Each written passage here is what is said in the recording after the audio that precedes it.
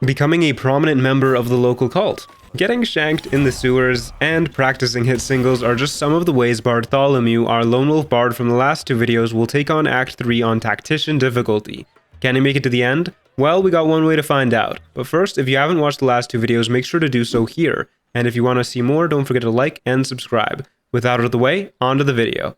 Our journey continues as our weary hero gets some much needed rest on the road to Baldur's Gate. He does have a show to prepare for after all, but some clinging stands find out where he's sleeping and jump him in the middle of the night. Thankfully, they left the portal they arrived from open as a convenient way for us to escape. So as the fight starts, we just dash, and Misty Step, and completely ignore all the Gith who showed up to try and gank us, and we wind up in a veritable acid trip with our dream visitor calling for help. As we rush to save our handsome short king, we first have to fight through some of the Gith who are getting ganged up on by a group of friendly intellect devourers, who very quickly get blown up by the invading astral monks, though on our turn we get some wild couple of crits to take out the first of them, and the remaining one takes out our last intellect devouring pal before getting likewise destroyed by Bartholomew. We jump down to the giant floating god skull while questioning if this isn't one big fever dream, and meet a friendly mind flayer getting trounced by a whole bunch of Gith trying to free one of their fellows who is imprisoned. To make matters worse, this mind flayer who calls himself the Emperor is actually our dream visitor, which is just, I miss our short king already. Anyways, we decide to help him out and jump into action to defeat the Gith. The fight starts off, and after one of our Brainiac pals goes down, we learn the hard way just how tough these guys are, as they bully the bejesus out of us, and our first attempt goes down fast. For attempts 2, we prepare a little bit more by downing an elixir of Hill Giant strength and precasting guidance with the idea of just yeeting the Gith into the abyss, and we start off the fight. Only problem is when we press the throw button, we have disadvantage on throwing them because we're too close, which is an interesting problem to have when throwing someone. So we settle for a defensive flourish followed by a regular stab to deal some damage and boost our AC by 4. Then the enemies shred through the devourers before landing a couple hits on us, breaking our concentration and lowering our damage since the Thornblade and Strange Conduit ring will no longer be active. Thankfully, the Emperor lands a nice stun, and this time we seize the opportunity to take out one of the Gith and heroically hide behind him while using a potion to heal up. Our haters really don't want to see the next Bartholomew album though, and with a series of blows take us down to next to no health, hold person us, and then fireball us, triggering our half-orc feature, which strangely enough breaks us out of the hold person. Realizing things are desperate, we blast a couple of them back with Thunderwave to this obviously open edge before downing a speed pot to finish them off with another, before the game reveals, just kidding, there actually is a wall here. As such, we can't get both, but we do manage to get one, and by some small miracle, the next couple attacks miss us and we make it to the next round. We then hit the enemy next to us with an offhand attack to top off our arcane acuity stacks, and then cast blindness, followed by throwing a healing potion and an invisibility pot so we don't have to deal with all this nonsense for at least one round. Our former dream visitor stuns one of them during this time, and we break our invisibility by finishing him off with a couple slashing flourishes and a defensive flourish. We also take another speed pot so we don't lose our next turn. The Emperor is really proving his worth though with yet another stun, leaving room for us on our next turn to drop a sick cloud of daggers and finish off the last Gith. Our reward is a whole bunch of exposition that basically amounts to the Emperor telling us he's super justified in manipulating us by pretending to be our dream visitor, and the Gith he has imprisoned is Orpheus, a prince who is the source of our protection from the tadpole in our heads. He also offers us another tadpole, but we don't even want the one we do have, so we yeet it off a cliff and move along to our real reward. Upon hitting level 8, we get a 5th Bardic Inspiration charge, which is phenomenal, and we also gain access to another spell for which we choose Invisibility to help us in any stealth missions and as a desperate get-out-of-jail-free card, alongside another 4th level spell slot. We also take the Warcaster feat, which gives us advantage on any concentration saving throws and lets us cast Shocking Grasp in place of our normal opportunity attack. Absolutely huge for us going forward, as we're much less likely to drop spells. The next morning we continue on the road to Baldur's Gate, where we end up in Rivington, a small town just on the outskirts, and are immediately beset upon by a young fan who complains about a dead mother or something. I don't know, we give her our signature to make her day and continue on. As it turns out, the circus is in town, so naturally we meander inside, and when we stumble upon a mephit, don't worry, not the magma kind, who offers to make a statue of us. How could we refuse? And only for the measly price of 5,000 gold. When we get back to camp, our statue is already there, T-posing in all its Bartholomew glory, an extremely worthwhile purchase just for the aesthetics, not to mention it gives us the sweet stone features permanent buff. A buff which grants us an extra 1d4 to all of our saving throws and attack rolls. Forever. Kinda wild and well worth the dosh. Then we're back to the circus, where we see a Wheel of Chance game with a slimy looking Djinn running the show. To make sure he can't pull one over on us, first we steal his mage hand ring, and then chat with him to give the game a shot. We find out the poor bloke is obviously hard of seeing, before giving the wheel a go and winning the jackpot on our first try. Unfortunately, this results in him getting pretty heated and accusing us of cheating, resulting in us getting teleported to a dinosaur-filled jungle. However, we're not too stressed since we can just turn invisible, loot the jungle for all it's worth, throw ourselves into the dinosaurs just a little, and get out through a conveniently placed portal at the far end of the area. One such piece of loot we managed to get was the Band of the Mystic Scoundrel. This bad boy makes it so whenever we hit a creature with a weapon attack, we can then cast any illusion or enchantment spell as a bonus action. This of course works crazily well in conjunction with our arcane acuity, allowing us to cast spells that will disable whole groups of enemies as a bonus action, a long-term staple that'll be replacing our caustic band. And before we leave the circus, we also paint our faces with clown makeup cause, well, why not? Though it really doesn't show up well. Continuing our journey, we follow the road to the city proper and find out it's closed since Gortash is in the midst of getting coronated as Archduke. We do our best to convince the guard we belong, but it doesn't go well. So we do what any rock star would do in this situation. We down a potion of flying and simply phase through the drawbridge. Now that we're inside the fortress, we meet Lord Enver Gortash, who looks like he's still stuck in his MCR phase, and despite being surrounded by people, he openly talks of his villainous plans and offers to team up with us if we take out Orin for him. We of course have no problem with at least pretending to be buds for now, but if we're to throw the concert of a lifetime, we'll still have to take him and his steel watch out at some point to ensure the authorities don't stop us from partying like the world is ending. But for now, we've earned entry into the city at last, and we head straight to everyone's second favorite armor vendor, Gloomy Fentonson, who sells us the Armor of Agility.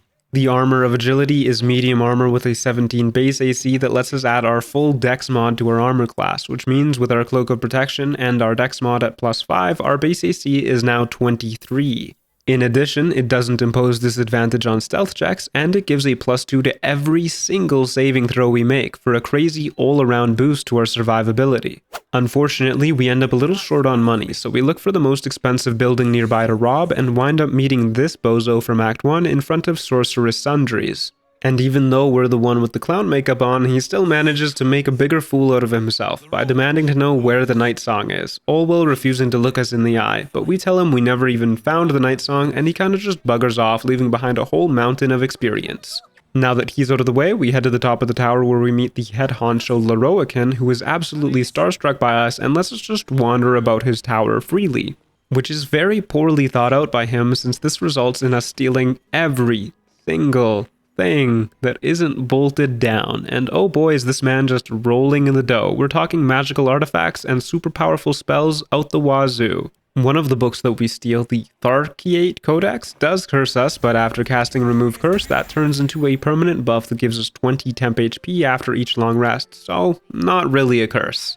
And after having our fill of gold and valuable artifacts, we walk out the front door and head straight to everyone's first favorite armor vendor, Damon, who sells us the Legacy of the Masters and the Boots of Persistence. The Legacy of the Masters is a pair of gloves that gives us a +2 bonus to attack and damage rolls with weapons, and a +1 to our strength saves, basically just giving us more reliable damage in general. And the Boots of Persistence are boots that gives us a permanent freedom of movement and long strider, meaning we can't be slowed by difficult terrain, can't be magically paralyzed or restrained, and gain an extra 3 meters of move speed, and we gain a +1 to our dex saves to boot. Pun intended. But we can't be a rock star without having a memorable look, so we get our clothes nice and dyed to match our vibe, and then head to a local salon to get our hair cleaned up and dye that too. And now we're really ready to take on the city. With that, it's time to go out on the town and show off what we got. Naturally, that means we're going to go down to some hidden docks and interrupt a gang fight to test out our new magical gear. Bartholomew finds a couple of gangs easily enough, and after getting called mean names, we get into the fight. Now, I'm not gonna lie, most of this fight gets pretty well solved when we drop a 4th level Cloud of Daggers on 5 whole enemies, but we do also get to do some pretty cool other stuff, like attacking an enemy, and bonus actioning out a Vicious Mockery. This fight is pretty easy though, especially when we realize just how useful it is to be able to hold person multiple enemies as a bonus action, even if some of them manage to make the save. And after we learn that, the fight gets cleaned up nice and quickly. We do some other meandering about too. We solve a murder mystery by murdering some mysterious folks, get the moves put on us by the Emperor, head to the sewers and definitely did not die to random angry homeless people, and meet a mud wizard who we convince we mean no harm, which is just enough to bump us up to level 9.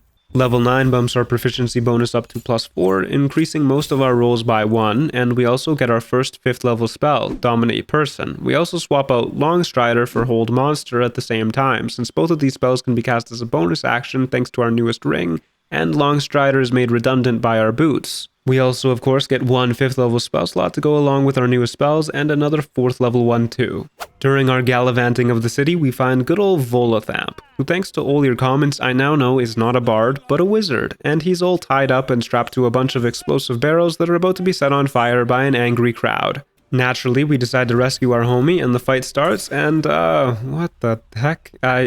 Okay. Anyways, the fight starts, and we break the chair Volo is tied to, freeing him in the process. Then we whack one of the dudes with a defensive flourish to boost up our AC, and bonus action Hideous Laughter another person to take them out of the fight. Most of the enemies miss us, but one gets a nasty crit, taking out about half of our HP. On Bartholomew's turn, we use our bonus action to hit an enemy to stack up Arcane Acuity and drop a sick Thunder Wave on 3 of the enemies, sending all of them to the briny deep. Next round, a defensive flourish gets used to make sure we survive, and an upcasted hold person takes out 2 more enemies out of the fight, and from here we're pretty much in the clear. Although one does manage to break out pretty quickly. Still, it's nothing that we can't clean up with a good few stabs, and as we're learning, with the Helmet of Arcane Acuity and the Band of the Mystic Scoundrel, we're kind of a crowd control machine. With Volo nice and safe, we have a quick chat before he tells us he'll meet us at our camp later. After we know our homie is sequestered away, we get a little silly and head to the local bank, where, as it turns out, the head clerk is a big Bartholomew fan and gives us a temporary vault pass to let us in. So we abuse his good faith and rob the bank for all it's worth. I mean, honestly though, what are these people expecting? Like, there's not a single guard in this place, and most of the security measures can be turned off by shooting a button. It would be rude of us not to rob them. It does make a bit more sense when we find out the guards are being occupied by other robbers, but we take care of all of them quickly enough and prove that Bartholomew is the superior thief. Elsewhere in the city, we stumble upon Mayrina from Act 1, who's taken it upon herself to hunt down Ethel once and for all. Since this will net us a great reward, we offer to help her out. Along the way, we get into yet another bar fight, which is becoming a bad habit, and also find Ethel's secret hideout and free some of her stands from their poor decision-making skills. A moment later, we get enough experience to hit level 10, which gives us quite a hefty power spike. Our Bardic Inspiration dice go up to a D10 instead of a D8. We gain expertise in 2 skills, Sleight of Hand and Performance, about time for the latter. We also get a new cantrip for which we take Minor Illusion to help distract folks if need be, a new spell learned in the form of Hypnotic Pattern for some massive CC as a bonus action, alongside another 5th level spell slot to go with it. And to top it all off, we take Blur and Counterspell from our Magical Secrets feature, which allows us to take 2 spells from any class list, both of which will be insanely valuable tools in our kit for keeping ourselves alive, making most fights significantly easier. Now that we're nice and powered up, we go into the Ethel fight with a Protection from Evil and Good active, as well as a Poison Resistance Elixir to make sure this fight is a breeze. There is a gimmick to this fight, but before that, don't worry, I did brew the potion to make Ethel throw up the child who has been living inside of her stomach, which, yeah, she's not a fan of. Go figure. Anyways, we gotta take out the mushrooms scattered throughout this room, otherwise Ethel will keep coming back to life whenever we kill her. And we've also gotta take them out in 1 turn each, since they fully heal each round. The fight doesn't stress us out too much though. With Protection from Evil and Good, all of her attacks have disadvantage against us, and for most of them, even if they do land, we have resistance thanks to our elixir. The only thing we need to watch out for is Insect Plague, which shreds through chunks of our HP, but it's nothing a healing potion can't fix. Either way, we take out the mushrooms decently easy with the help of some slashing flourishes, stop some Insect Plagues with our brand new counterspell, find out there's some hag-specific Vicious Mockery lines, and send Ethel the same way as the dodo. We get a reward once we talk to Mayrina in the form of the Fey Semblance Amulet. This amulet is pretty straightforward in that it gives advantage on all mental saving throws. That's wisdom, charisma, and intelligence. We won't be using this for the rest of the game, but it will be a staple of our build for most of what remains. Still in search of the best place for our big show, we swing by the Tsar Palace, and I don't think this is gonna be it, guys. There's just a little bit too many bats. But I've heard it's a great space for hosting big parties, so let's take a look around. Oh my god, it's the furry convention, but my goodness, this place is rather roomy.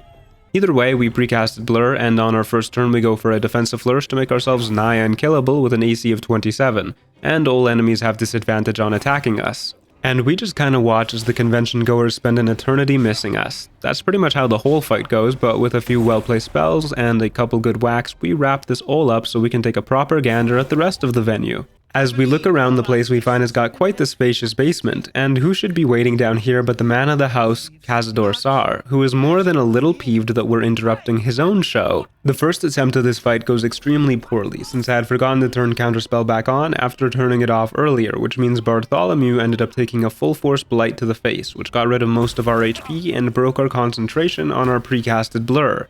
And then a couple of healing potions decided not to work since we were standing on stairs, leaving us nice and low for a ghoul to come in with a crit to finish us off. Not a good time all around. Our next go around starts much better since we're able to counterspell the blight that got us last time. Now that we're actually in the fight, it's worth mentioning Cazador's gimmick, that being his ritual sources who are all being drained around the arena. He starts with 7 of them, and for each one he gets additional temp HP and extra necrotic damage on every source of pain he inflicts upon us. Not to mention some of the ritual sources grant extra boons like +5 to AC or health regen each round. So, on our turn, we move over top of one of these sigils, which gives us the benefits of that one ritual source instead of him, and we shoot a bat to trigger our Elixir of Bloodlust before we use a defensive flourish, as well as a few more shots on one of the fellas being drained to hopefully interrupt the ritual. Most of the goons spend their turns dashing on up to us with the exception of Chatterteeth, who uses Eye Bite in an attempt to knock us out. If that goes through, the fight is instantly over, so we try and counterspell, which fails, but luckily we still succeed the saving throw. This does mean that Cazador gets to cast Blight on us again, which we really can't do much about, and that also breaks our Blur. As always, Bartholomew starts by sacrificing a bat to the Bloodlust Elixir, and then we use our bonus action to drop a fat Confusion on the majority of the arena, followed up with a beautiful Thunderwave taking 2 werewolves off the edge. Being confused, however, is apparently just code for acting completely normally, since most of the enemies just run up to us and attack us anyways, which is very cool. And Papa Tsar continues to be little more than a drain on our spell slots. Not wanting to have to deal with Chatterteeth at the same time, we use the majority of our turn and a couple of slashing flourishes to take him out.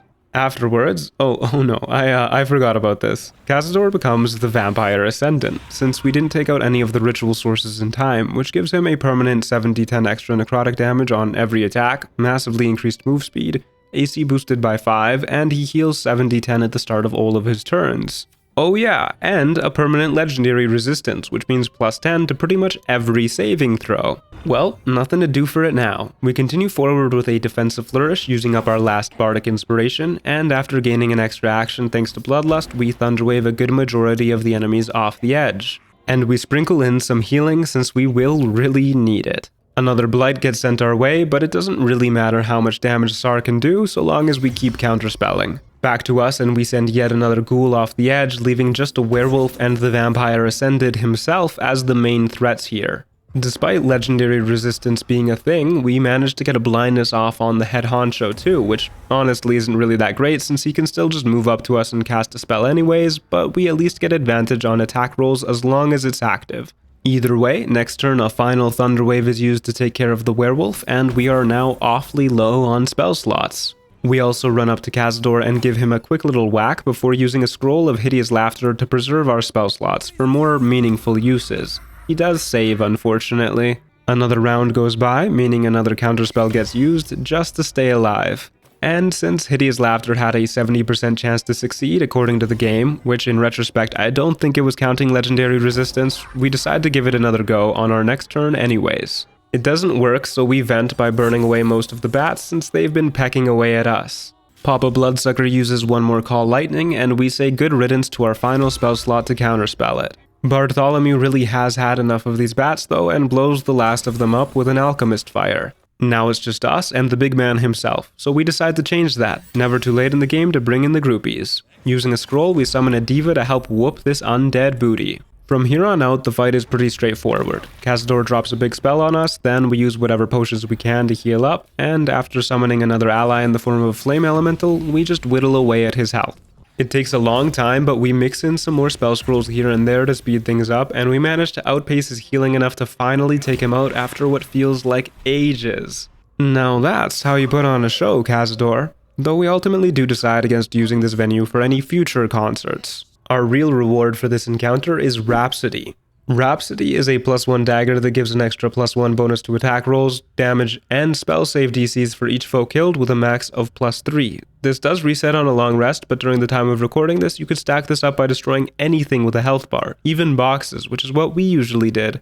And you can consume these stacks to use an extra special move of your choice, though we never used any of them since they're really not worth it. Plus, as an extra bonus, if we hit an enemy while hiding or invisible, we have a chance to inflict the bleeding condition. Not that this was useful either. Regardless, this item is worth it for the +3 to everything alone, since it makes our spells even harder for enemies to resist, and we'll be replacing our Thornblade with it. Since our search for a venue was a bit of a bust, we decided to turn our attention to the problem of the police. We can't have them showing up and ruining everyone's fun after all, so we head to the Steelwatch Foundry in search of a way to disable them. Once inside, we meet Gondian Xanar Tubin, a gnome who helps build and maintain the Steel Watch. From him, we learn the gnomes that are keeping this place going are being held against their will. If they try and break free, the explosive collars around their necks will detonate, killing them all, and to make matters worse, their families are being held prisoner in an underwater prison called the Iron Throne. If we save them, Mr. Tubin and his pals here will help us tear down the Popo, so it's off to the watery depths with us. We managed to find the submarine that they used to transport prisoners to and from the Iron Throne pretty quickly and use it to head there ourselves. Along the way, Gortash lets us know he's been pirating our music this whole time using LimeWire, and we're no longer besties.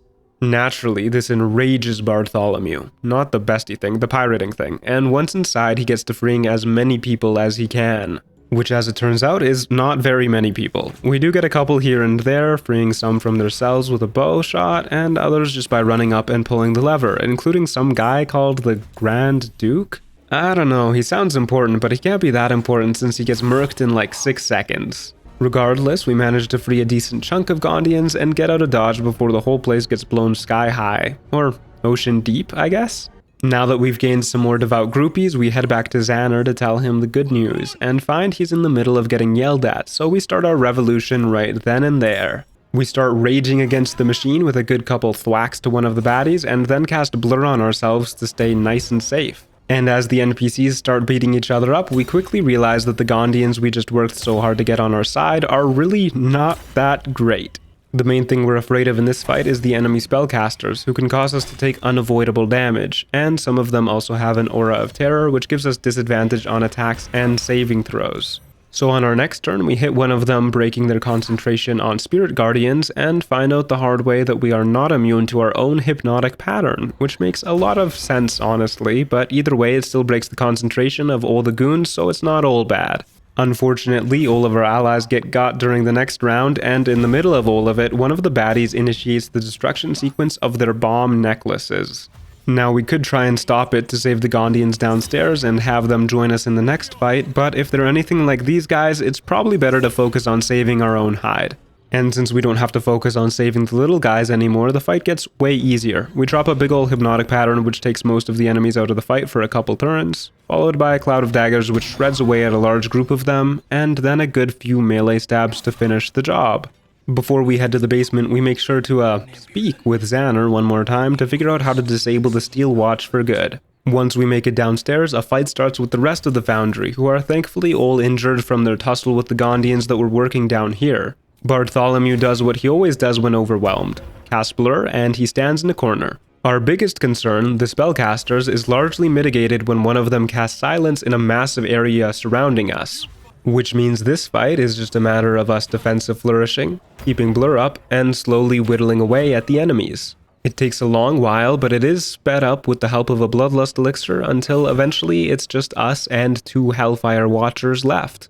The only problem is, these guys, as the name suggests, spew hellfire at us, which deals a boatload of unmitigatable damage. Even resistance and immunity has no effect, which is a little scary for us, and at one point we get brought quite low because of it. Realizing we need to reposition and find a safe spot, we prepare an arrow of transposition to shoot ourselves up to safety, and despite the preview saying it will land us in the rafters, when we fire it, this happens. I was more than a little upset, so we downed a potion of speed to cast invisibility, which broke initiative, allowing us to leave and rest up as well as cash in our newest level up. Upon hitting level 11, we get a 6th level spell in the form of Otto's Irresistible Dance for some high-end crowd control that buys us at least one guaranteed turn of safety, and we also swap out Confusion for Glyph of Warding, since Confusion has been ridiculously lackluster and we could really use some more reliable AoE damage, especially with varied damage types, and of course we get a 6th level spell slot to go with our new spells. Now that we're feeling more powerful, we walk back downstairs and finish off the remaining Hellfire Watchers, who blow up when we bring them even moderately low, which seems like a bit of an overreaction if you ask me. After resting up, downing an elixir of bloodlust, and precasting blur on ourselves to make sure we don't get hit, we head to the final room of the foundry, where we face 3 Hellfire Watchers and a Steel Watcher Titan. We spend our first turn just building up our arcane acuity and boosting our AC with a defensive flourish as well as a few other hits. And the Titan tries to cast Hellfire Curse on us, which would give us disadvantage on any physical saves. Since that's not something we want to deal with and we don't have any other uses for a counterspell, we'll pretty much be using our reaction on this every time. Once it gets back to Bartholomew, we cast Chain Lightning using a scroll since all of these enemies are vulnerable to lightning, and it deals an absurd amount of damage.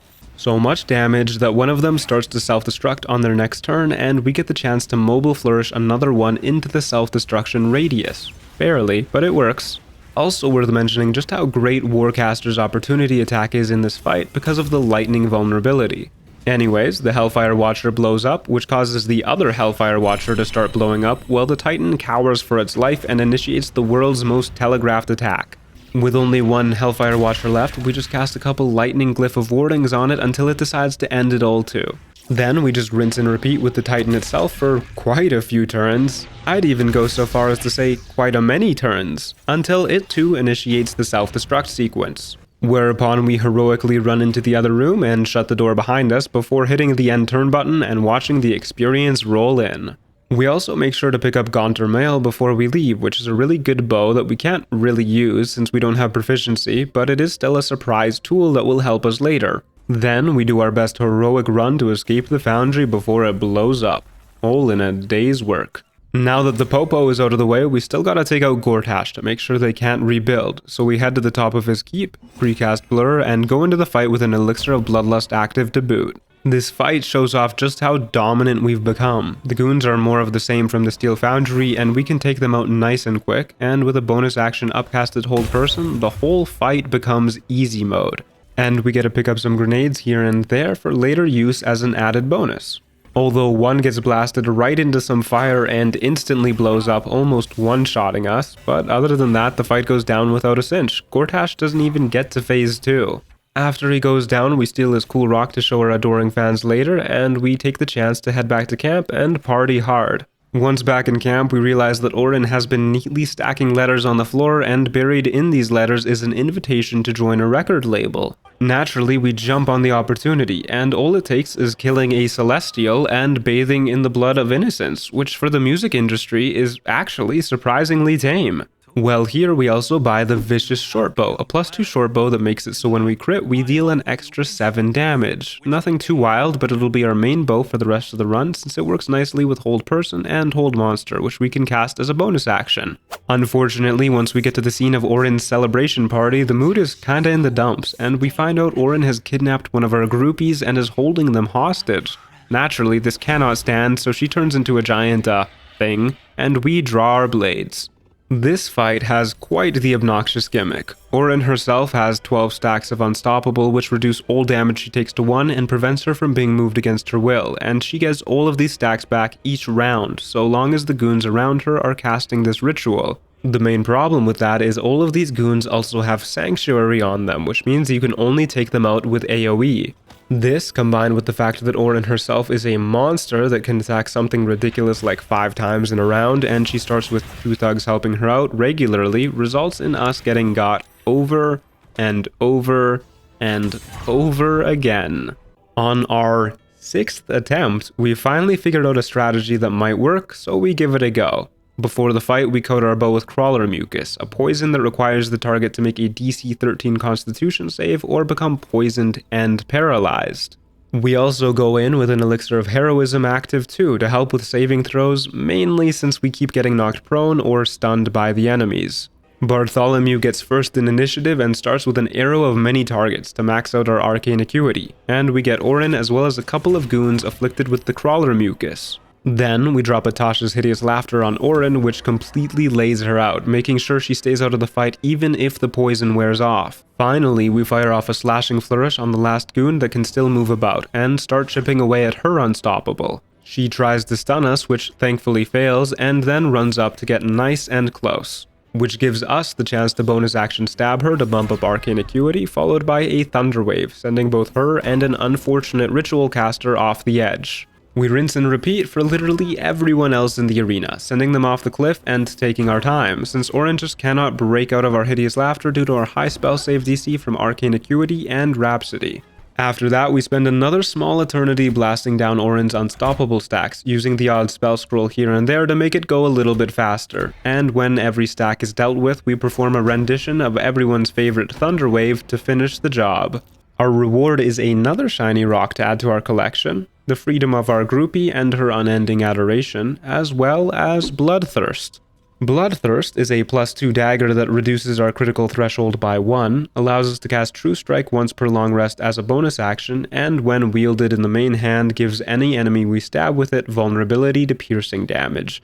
This is an extremely good weapon and we will use it at some point, but not just yet. Before we wrap up our tour of the city, we've got a few more things to do. To start, we unveil a hidden passage in the prison of Worm's Rock, then we solve some puzzles, and after that we hit level 12. Level 12 is our final level, and with it we get our final feat. We end up taking Resilient, which is a feat that gives us +1 to any ability and proficiency in that corresponding saving throw. Since we're struggling with wisdom saves mostly, we select that. We also learn one final spell in the form of Dissonant Whispers. It's nothing fancy, but it does have a chance to fear enemies and deals a decent bit of damage. Plus, we can cast it as a bonus action, which is the main reason why we took it. With that out of the way, we head to the final portion of this hidden passage where we find a big old dead dragon, and just behind it the Helm of Baldurin. We yoink the helmet and for quite a while consider putting it on as our main helmet. Obviously, we don't want to get rid of our Helmet of Arcane Acuity, but in between sessions, Larian actually changed the way the condition works. Now, Arcane Acuity stacks up to 10 instead of 7. However, when we take damage from anything, we lose 2 stacks of it. This makes it a lot harder to keep our acuity up in fights against spellcasters or large groups of enemies in general, so we consider swapping it out, but ultimately decide to use our Helmet of Arcane Acuity for the majority of the rest of the game. Then Bartholomew goes to investigate the dragon corpse, which as it turns out is not as dead as we would hope. From this dragon we learned the Emperor was once his friend back when he was known by his mortal name, Baldurin, as in the founder of the city, Baldurin. But now there's some bad blood between the two and the dragon tries to take their rage out on us. I'll spare you the gory details of this fight, since it really is just rather tedious. None of our CC spells work on this dragon, and he only has 2 attacks, which never do enough damage to seriously hurt us once we down an elixir of lightning resistance. Unless you count his super AoE attack, which we can just avoid by hiding in this building. So the fight turns into an hour-long slog of us shooting him for barely any damage, while he does the same to us, until we finally take him out. Next up, we end up going to a self-help clinic to help us deal with our record label contract falling out and all the emotions that follow, where yet another cult resides in their basement. Like, this is just getting out of hand. Who is building all of these cavernous underground spaces? Anyways, a fight breaks out because we don't have some girl named Shadowheart with us. I don't even know who that is, so we get to defending ourselves from these wackadoodles. The first time goes pretty poorly since they can just blind us by casting darkness and then stop us healing with a bone chill, so we can't do much when they eventually take us out. Luckily for us, we picked up a Steel Watcher helmet from the foundry before blowing it up, which grants us immunity to being blinded amongst other things. And with the help of that helmet, Blur, and an elixir of bloodlust, the second attempt goes way smoother. After we clear up the cultists, we get to raiding their basement for anything good and find a Mirror of Loss, which allows us to, after a few successful checks, trade a -2 in one stat for a +2 in another. We trade in our intelligence for a boost to our dexterity, bumping it up to 22 and increasing our modifier to a +6. Regardless of what we chose to trade in, we can still just take a long rest to get rid of the debuff while keeping the buff. Remember, if you're feeling cursed, just take a nap. Since the record label deal fell out, and so did our attempts to learn how to deal with our tangle of emotions, we meet up with Raphael, who has been teasing us with the idea of making us famous this whole playthrough. This time he actually follows through though, and as a signing bonus he offers up the Hammer of Orpheus to free the fellow being held prisoner by the Emperor, so we don't have to deal with his creepy tentacled butt anymore. And oh my god, we just signed our soul away. Time to go to Hell and get our contract back. And as it turns out, Hell is actually pretty easy to get into, so long as you've got a book telling you how to do it and a pouch full of all the ingredients needed for the ritual. Once inside the House of Hope, we meet the titular Hope, who asks us to free her from Raphael's abuse and gives us a nice disguise to meander about the place without getting caught. Bartholomew puts the disguise to work and gains access to Raphael's private boudoir where we meet Harlep, an entertainer who happens to look a lot like Raphael himself. Things get a little bit frisky, but we get cold feet and a fight ends up breaking out instead. It's not a very hard fight even though we start off just a little bit naked, but it does result in pretty much everybody in the house's main floor except for us getting killed, and after the fight we just heal up using the fountains in the boudoir, which gives all the benefits of a long rest. Now that the path is clear, we're free to loot the house, including grabbing our contract. You know, if it's this easy to break a deal with the devil, everyone should do it. We also grab the Amulet of Greater Health, which sets our constitution to 23, massively increasing our max HP and giving us advantage on all constitution saves as well, making Warcaster a little bit redundant, but still this amulet is extremely worth it. Also worth mentioning at this point, we swap over to using Bloodthirst on our main hand and the Knife of the Undermountain King on our offhand, since the changes to Arcane Acuity make wielding Rhapsody a little bit overkill as well. A really big bummer happened here though, and my recording audio ended up breaking, so we'll just have to jam out to the soundtrack for the rest of this video. Either way, we jump down to the basement where we get into a tussle with Hope's guards, but they go down nice and quick, and we free her using the Orphic Hammer before we start heading out of the house. On our way out, the master of the house returns just before we manage to escape, and he is a little less than pleased with all the hijinks that we've been up to, so a fight breaks out. And this fight's got a doozy of a gimmick. Scattered throughout the room is 4 soul pillars, and for each one active, Rafi gets a bonus 1d12 fire damage on all his attacks, and a +3 to all dexterity checks and saves. And he can also use an action to heal from them each turn, while they also give soul charges which fuel his extremely powerful spells. And on top of... Oh my god, no, we're not doing this again, Raphael. No, this is Bartholomew's show. Okay, fine, but keep it in the background. Anyways, we really have to deal with these pillars, but first we gotta deal with these goons, so we start off the fight with an arrow of many targets to boost our spell save DC, and then cast Hypnotic Pattern to disable half the room, including Raphael himself. On Hope's turn, we use her Revoke Guest status ability to guaranteed banish Yurgir out of the fight permanently. And on our next turn, we do a bit of a repeat of the last one, with another arrow of many targets to boost up our Arcane Acuity before finishing off Corilla, and casting a Hypnotic Pattern to stall the fight a little bit longer, delaying Rafi yet again. The remaining goons blast Hope down pretty low, so on her turn she makes the ultimate sacrifice, stepping into the middle of the room and using Divine Intervention to blast the enemies with a bunch of radiant damage. Unfortunately for her, all the enemies reflect radiant damage. Then we shoot a smoke powder arrow at an enemy which blows up the soul pillar behind them and unfortunately doesn't trigger our Mystic Scoundrel ring for some reason, which we were really counting on. So we down a potion of speed and decide to go for triggering our elixir of bloodlust to max out our action economy. We fire 2 sets of slashing flourishes off at one of the goons, and despite a 95% chance to hit, we miss 2 times. Just not our day. Then this donkey face comes around and disarms us, causing us to drop our bow. Raphael finally gets a turn and blasts us off the screen while dealing tons of damage, and a couple of the other enemies land some more hits too. Things are looking extremely dire for us, so we go full defense mode with a defensive flourish and a blur to make sure nobody can hit us. We also use a thunder wave to try and fling them off the edge, but they've got wings so they just teleport right back up, though we do take out one in the process just from damage. With our remaining action, we heal up and get ready to weather the storm. And with all this prep, we managed to make it to next turn, but now we're even more surrounded, so our last Bardic Inspiration gets used on a defensive flourish and we skedaddle out of the way and cast a Glyph of Warding to take out one of them and chip away at the rest. As it turns out though, this doesn't trigger Elixir of Bloodlust for some reason. We've still got our extra attack though, so we stab one of the goons to finish them off, and while it does trigger our Elixir of Bloodlust, it also bugs out and consumes our bonus action for some reason. Which means we have to run away, throw down a healing potion to top up, and then throw down a speed potion using our last action so we don't lose our next turn. On Raphael's turn, he walks outside the room and casts a spell on us, which we counterspell so we don't have to worry about healing up the next go around. And on our turn, a plan starts to form as this golden opportunity presents itself. This turn though, we just thunderwave most of the enemies away to buy us some breathing room and throw a couple smoke powder bombs at the nearby pillar.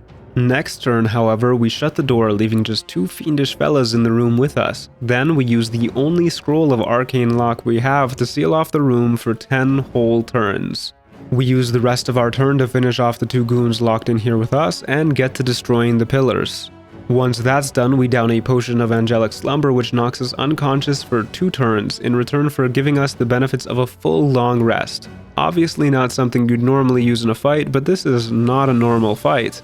Then we equip Gaunter Mail, the bow we got from the Steel Watcher Titan earlier. Like I said, we can't really use it, but we can use the Celestial Haste ability from it, which is just like a potion of speed, but we don't get lethargic after. We swap out our Bloodlust elixir for an Elixir of Heroism 2 at this point, since Bloodlust is no longer necessary, and once we cast the Celestial Haste on ourselves, the fight resumes.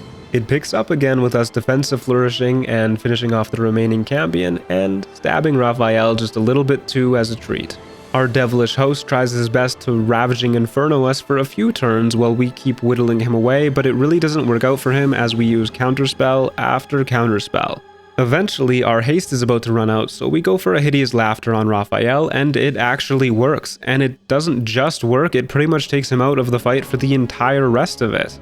We go out of the way to finish off the last imp, and then it's not hard to take out Raphael over the course of a few turns with, of course, everyone's favorite Bartholomew hit single, Cloud of Daggers. And just like that, we finished our last major challenge of the run on our very first try, and have freed ourselves from our end of the contract. Now we're off to the Netherbrain, so we can finally be free of it and our tadpole, so we can finally practice in peace before our big concert. We try and destroy it with our cool rock collection, but it doesn't work out, and now the Netherbrain is free, and it's gonna make sure no one ever listens to our music again by destroying the whole city. Thankfully, the Emperor shows up to save the day and whisks us to safety. Unthankfully, the Emperor showed up, and he keeps acting like he owns us, so we tell him to bugger off, and he dips to join the Netherbrain as a Bartholomew hater. So we free Orpheus, who turns into a Mind Flayer to help us deal with the losers wrecking the city. Along our way to the Netherbrain, we encounter an army and slaughter them really quick, and I know, don't worry, it's okay, they didn't listen to our music anyways. Then we climb up the Netherbrain's brainstalk where we encounter the Emperor once and for all. And he summons this dude who is 100% not our dream visitor. I have no idea who this man is, but I don't like him. Anyways, the fight starts and we get Orpheus to use a Dimension Door scroll to teleport us to the crown and get channeling our cool rocks to create a portal into the psyche of the brain. Then we down a potion of speed to give us an extra action, which we use to summon some groupies as distractions before moving on and casting Globe of Invulnerability to keep us protected while channeling. The plan doesn't work out perfectly, it gets a little bit interrupted, but eventually we get it back on track and the portal opens up. Once it's open, Bartholomew jumps inside and regroups with Orpheus, who casts Fierce Perilous Stakes on us, which gives us 15 extra psychic damage on each hit.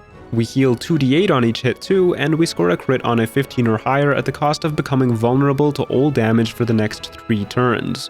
So we zip down to melee range and stab the brain with our dagger, giving it vulnerability to piercing, before flying back up with the help of a previously taken potion of flying to get some high ground.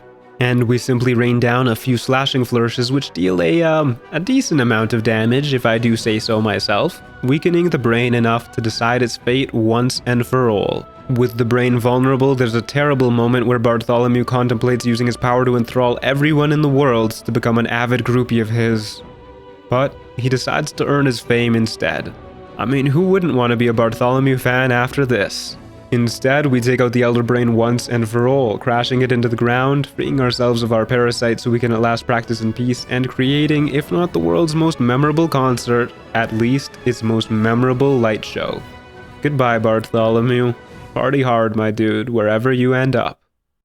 With that, Bartholomew's journey is complete. Here's the stats for this act. Thank you all so much for watching. Sorry about the in-game audio issues near the end. If you want to help decide what I play for my next run, check out the poll on my channel and give it a vote. And if you want to see more, make sure to subscribe and join our Discord server too. There's a link in the description below. A special thanks to our Storyteller tier members here on YouTube who help the story be told: Bunny Warren and Player 5.